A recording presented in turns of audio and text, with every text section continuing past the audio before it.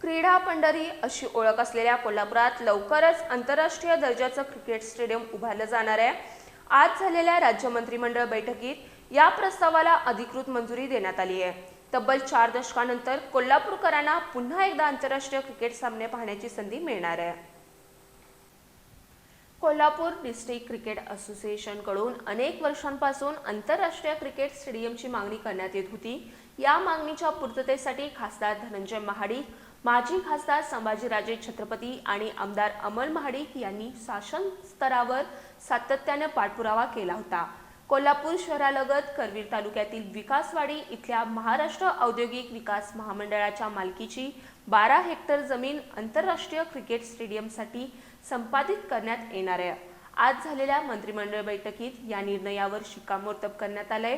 या आंतरराष्ट्रीय दर्जाच्या स्टेडियममुळे कोल्हापूरसह सांगली, सातारा, सोलापूर, रत्नागिरी आणि सिंधुदुर्ग जिल्ह्यातील उदयोन्मुख क्रिकेटपटूंना मोठी संधी मिळणार आहे। तसंच राष्ट्रीय आणि आंतरराष्ट्रीय क्रिकेटच्या नकाशावर कोल्हापूरची ओळख अधिक ठळक होणार आहे। 1980च्या दशकात कोल्हापुरातील छत्रपती शिवाजी स्टेडियमवर भारत विरुद्ध वेस्ट इंडिज असा आंतरराष्ट्रीय सामना रंगला होता।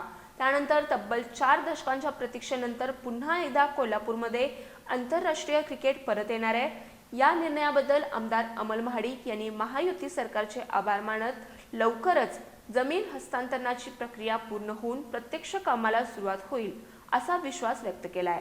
आंतरराष्ट्रीय दर्जाचं भव्य क्रिकेट स्टेडियम कोल्हापूरच्या क्रीडा परंपरेला नवी उंची देणार असल्याचं त्यांनी सांगितलंय।